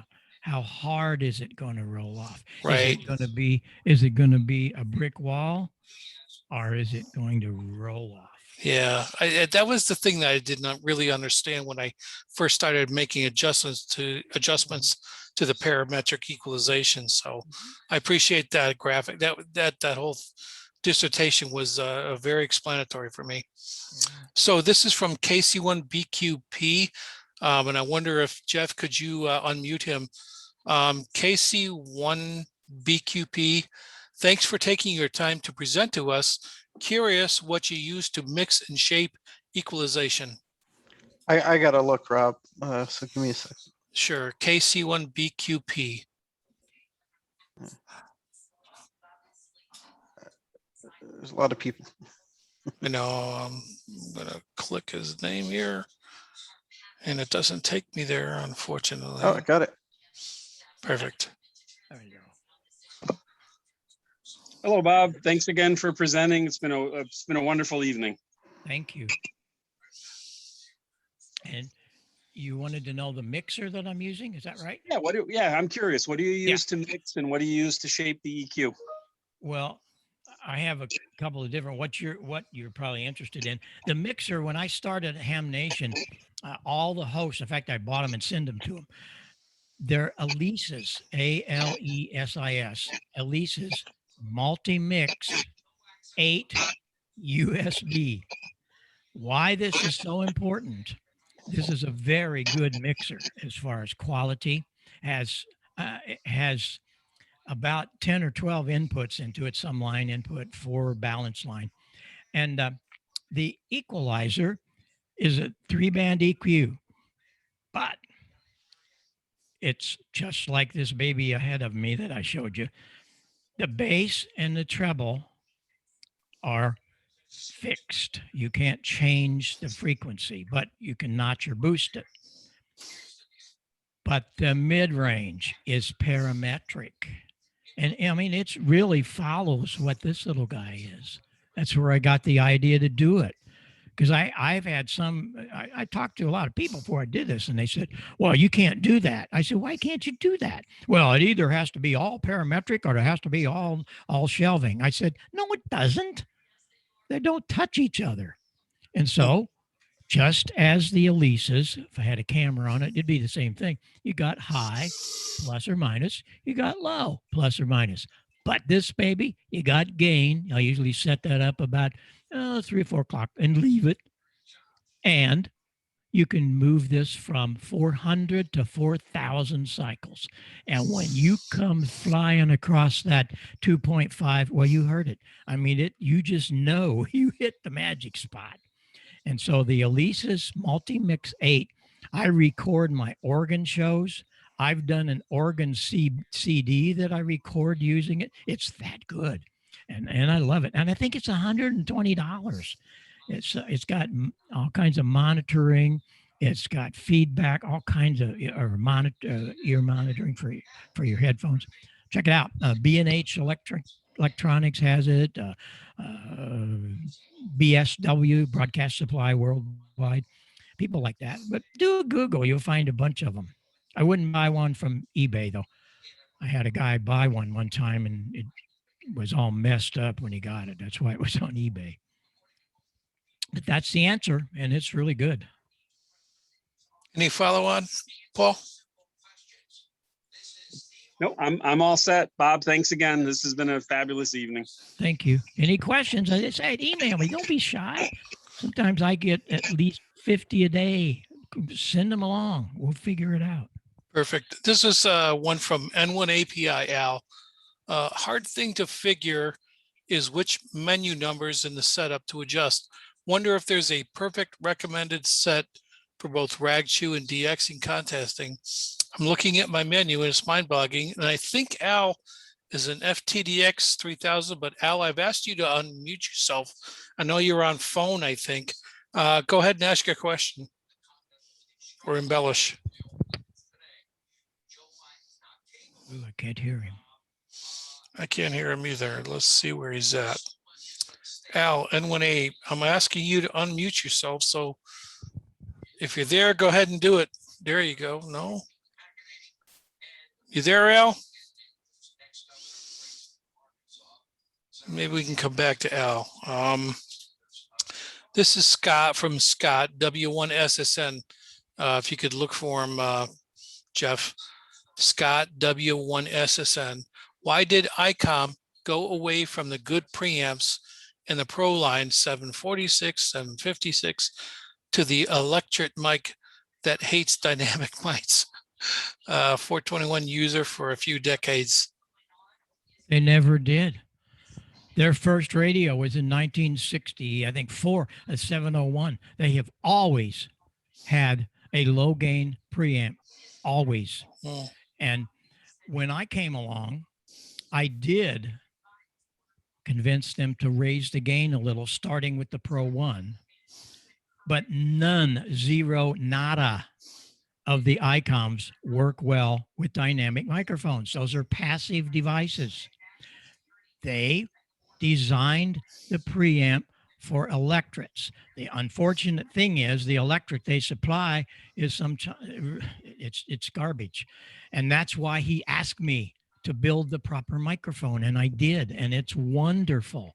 The ICM is just, I know you're saying, well, yeah, but you're just going to say it's good because it's yours. No, I had to build it because I wanted it for you. And it is wonderful. ICM solves your problems, and you're not going to have very much luck in using a dynamic unless you do an outboard preamplifier. Then you get yourself in more trouble than you've ever had, called ground loops. Oh my God. You're going to have to really do a lot of things. You're going to have to build an attenuator. And why? It's so easy. Plug in an ICM and it doesn't get better. So I don't understand why I do that. But I'm telling you, that's the thing to do. But no, they do not work well with dynamic microphones. It's the nature of the beast. So I wonder why you're using dynamics. Probably because you got some and you don't want to buy another one. Like the old drunk said, I spill more than that. So Scott, W1SSN, you want to follow on? He's unmuted, so I guess he's not, I'm not sure what's going on there. Okay, so I'm going to move on. This is a comment from K1RSU Rich. Bob, I am still in love with Heil air motion transformers. That's a comment. No question. I had nothing to do with those. They were made by a German physicist by the name of Heil. And he came over in 72, I guess it would have been, Oscar Heil. And he wanted us to sell them because of the name. And I have to tell you, I brought him into the plant and I thought, wow, this will go good. No. and Clips blows it out of the room. JBL blows it out of the room. There are a number of others that will, and everybody's fascinated by this little cone thing. Now they're all breaking down. You can't buy parts because they went out of business in just a couple of years. I know it's not the thing you wanted me to say, but I can only tell you the truth. Yeah, and I know sometimes I have a very crude way of doing it, but I love truth. If it's not right, then don't. I can't tell you a lie. And I'm glad you like yours. I'll just tell you that. Well, you can't be responsible for stuff you're not responsible for, Bob. Yeah, exactly. Okay, so this is from John, KV1 MFU. Bob, the most modern rigs have digital signal processing on receive, digital processing on transmit. Where does EQ on transmit and receive fit in? What does EQ do that these digital processes do not? I have an old Yaesu 101 series gear and use a DSP box to help hear difficult signals. So I am very interested in improving my signal and hearing others' signals. Thanks for the presentation. Well, for receive, didn't you answer it yourself? I mean, do I have to add any more? No. Come out of your speaker, analog. You see, I'm an analog guy. I don't want to hear that digi-widgy crap. I don't want to hear about it. Analog is the thing. Analog's the thing. Yeah. Analog is the thing. Oh, no, but it's not cool. Yes, it is. Analog is really super when it's done properly. And you take your output, you can take the speaker out, but at a very low level, there's no distortion down there at about a milliwatt. Because it doesn't take much to drive this guy. And you will hear some beautiful audio and you can adjust it. You heard, and I suggest you take a look at that. It really works. For the transmitter, no question. Look into like W2IHY. He's got an 8-band analog equalizer with proper preamp. It's wonderful. It will bring that thing alive. Give it a try. Send me an email. I want to know if it works. I know what the answer is going to be. Perfect. This is from K1RSU to Rich to Evan. Hey, Bob, on the parametric EQ, how about adding Q bandwidth to the frequency and gain control? Don't need it. That's the reason I didn't do it. It complicates it. You don't need that. You set that at a couple of octaves. It's all you need. You're not going to find any more. If you go in, that's something else you have to adjust. Just put it at 2 octaves. That's good enough. See, people get into this, I guess, when they get with their buddy. Oh, I got Q in mine. You got Q in yours. Oh, you're out of it. Oh, you got to have Q. No, you don't. Ego has a terrible thing sometimes. I got more knobs than you do. No. It's what it does for you. And when I build things, I want to make it as good as I can, but I also continue to think about simplicity. Simplicity. You don't need to be messing with the Q. It's too simple to make it right. Believe me. You're going to go to your breakfast tomorrow. You're going to get on your net tomorrow and they're going to just rake me over the coals. Go ahead. But I got to tell you, you're really wasting your time. I need to do a TED Talk. Yeah, you know, Bob, that's probably a pretty good analogy, but okay. So I've opened up the floor. Anybody that wants to unmute themselves can ask Bob a question that's not in the chat. That's the last of the chat questions that I have fielded here. So anyone want to add a comment or any questions for Bob Heil while we still have him here? K10YP. Thank you. It was a very good presentation. Thank you. I appreciate that. Hey, where's John B? You here, John? Yeah, he's still here. Where's old Johnny? Unmute yourself, John. Come on, buddy. Come on, buddy. Talk to me. There he is. There I am. Okay. Hey. How's that? Bob, thank you so much for coming. This was great. Well, thank you. I got more. I could have played you. I got a really cool thing with Joe in the talk box, but and not that I can't do it still, but we go along in these things. But I got a really great thing about Joe in the talk box, and I know you know Joe, so I should have done that, but I can do it. Yeah, that's a great thing. You doing good? Business good? Yeah, doing fine. All right. You know, I was pleasantly surprised with how the whole pandemic thing sorted out. And, you know, I think you're 100% right. Hempfests are going to change. Yeah, very much. Yeah, we've seen that. I'll be very Club interested. meetings. Yeah, I'll be very interested to see what happens at Huntsville. Yeah. Well, good luck to you, man. Thanks. Hey, would you like me to take another minute and do my little thing about Joe and I talk box? Would you like to see that? I would. Okay, we'll do Yeah. it. First of all, Joe did Rocky Mountain Way. Well, he was in, of course, the James Gang when we met up, but he pulled himself out and started a solo band in '72 with Barnstorm. And we put that band together in my plant in Marissa, all the amplifiers and the mellotrons and synthesizers and all that. Crinkle was his one of his tour managers. Anyway, we put all it together. He said, "But how am I going to do that talk box thing?" He had a little box that he did it in the studio with from Bill and Dottie West, a little 3-inch speaker and a funnel and a hose, but it was only for record. So, of course, 2 hams we got together in our plant. We took a 100-watt driver, put a surgical tubing in it, high pass filter, and away we went. We were in business. So Rocky Mountain Way happened, and as you know, it become very, very cool.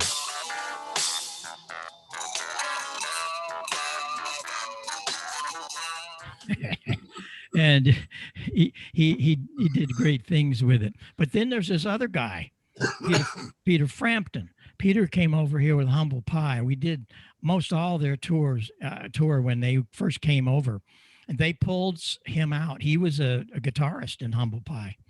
He was only like 17. They pulled him out as a solo act, and his manager called me and said, "Make him sound good now. He's cute and the girls will love him." Well, okay. Well, there was a deal. A girl by the name of Penny McCall, she had hooked up with the manager of Humble Pie, and I had met them as on the road with all of them. They wanted to get married, but they didn't know what. I said, "Well, we'll get you married in my home." So she was married in our home in Marissa. We had quite a wedding. That's a whole, I could been in a while. In Marissa, you can imagine a town of 2,000 with all these hippies coming in. Anyway, after she was married about a year, she called me and says, "Hey, I'm with Peter Frampton now, and you got to get me a present. I need a Christmas present. Don't send him a guitar." I said, "Okay." And I was right in the middle of production then of talk boxes. And so I sent her a talk box. And Peter Frampton will tell you to this day, all the interviews you hear, because they always ask him about it, he will tell them that it was because of his Christmas present from me. But he told me I spent a year just doing nothing but learning the English language. He can actually make it talk. That's something no one else can do. Here's what I'm talking. Come on. Oh, come on, Heil. He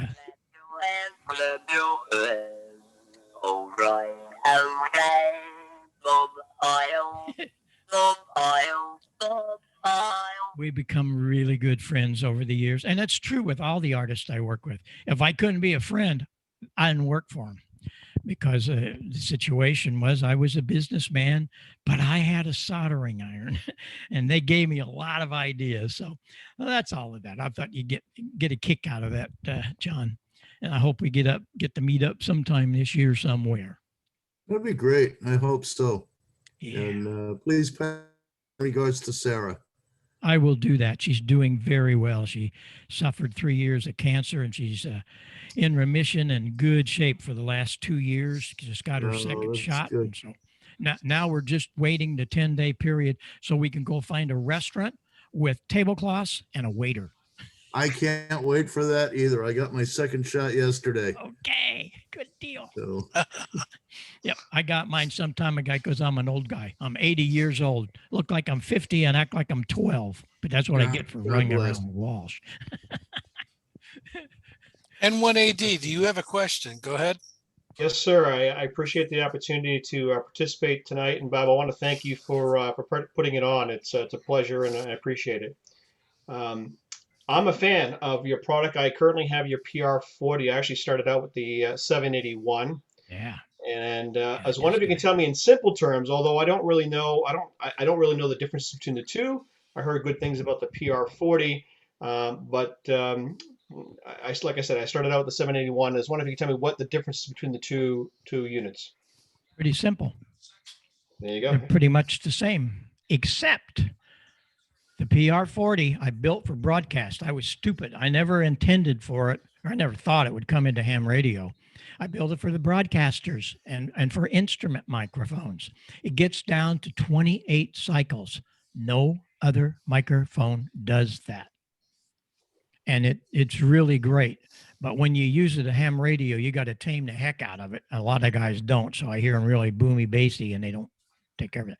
So what I did is I built the 781 and I rolled it off myself. So everything under about 80 hertz is gone. Rolled it off, not a brick wall. And it's got the same top end and it works great. It has that same 40 dB. Yeah, it's great, but it just doesn't have a big low end. Perfect for ham radio and for podcasting. It's become the darling of the podcasters. Thank you very much. Appreciate that. Sure. Any other questions, comments for Bob Heil? Actually, I have a Bob, quick question. This is Harold, WJ1B. It's good to see you again. Haven't seen you in a couple of years. Hope you're doing well, and thanks for everything you've done for amateur radio, Bob. Well, thank Made you. a significant contribution. Well, thank you. We're not finished. We got 20 years that I want to make it to 100 for sure. That'd be great. You got a lot of work ahead of you, Bob. Go ahead, I Jeff. I do. Yeah, real quick. This is probably a goofy question, but I was kind of fascinated when you were talking about the mechanics of the microphone.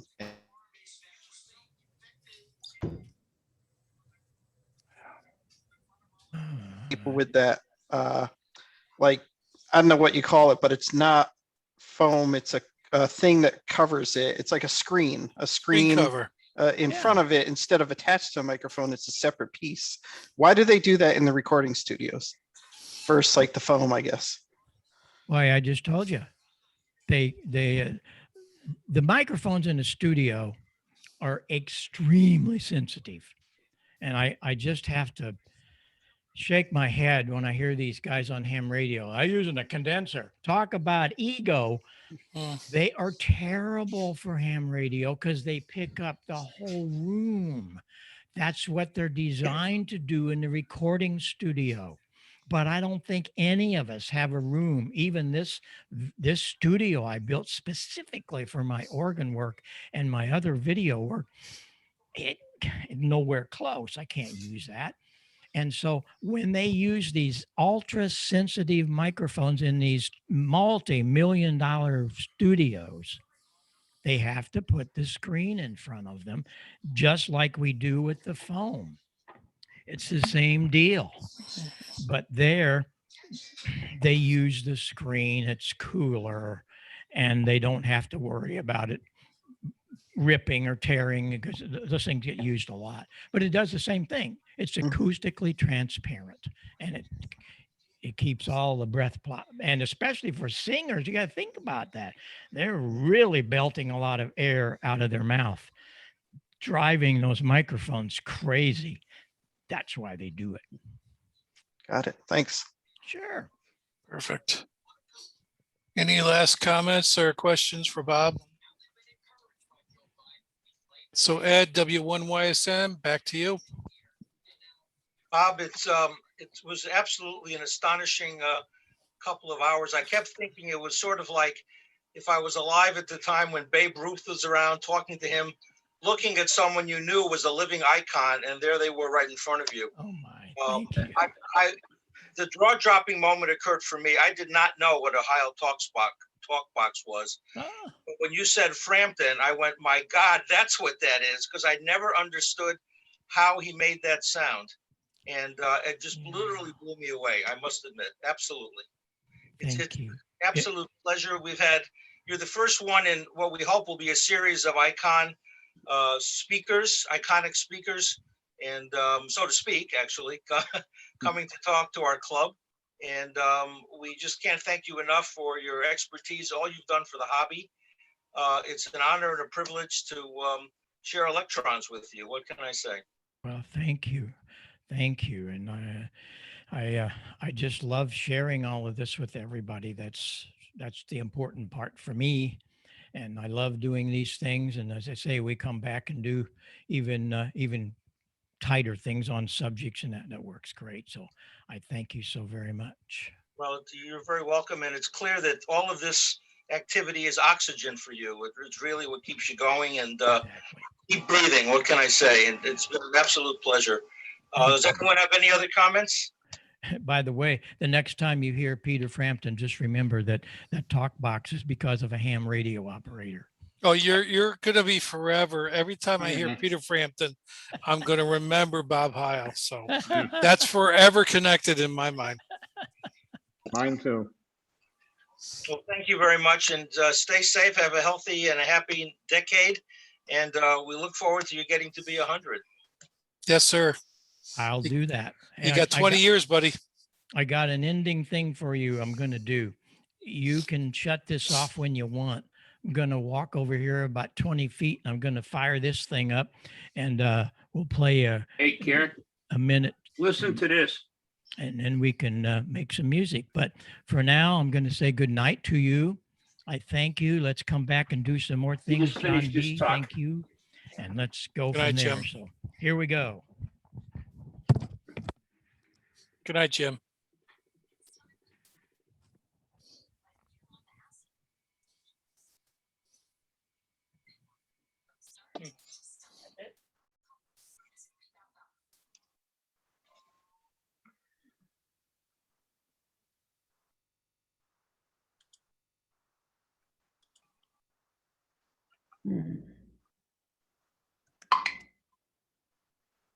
Full speech.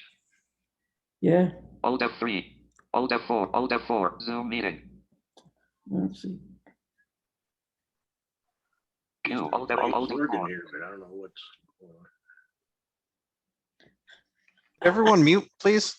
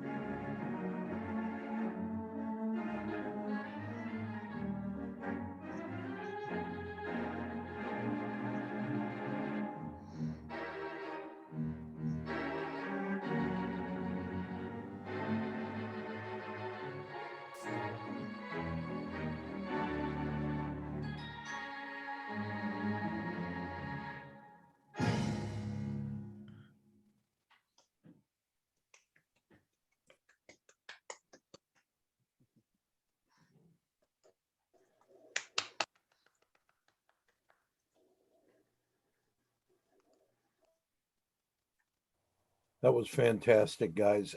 And from the Kara Club down in Danbury to the Meriden Club, thank you guys very much for the invite. Our pleasure. And I'll send out a thing when Bob joins us, if anybody else wants to join.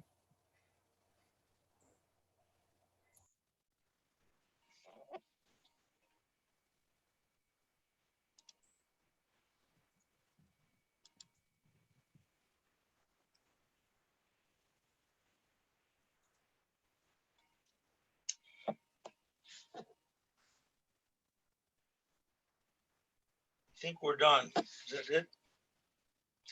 Thank you, everyone. Elsie, that's 2 in a week. We did pretty well, huh? Not bad.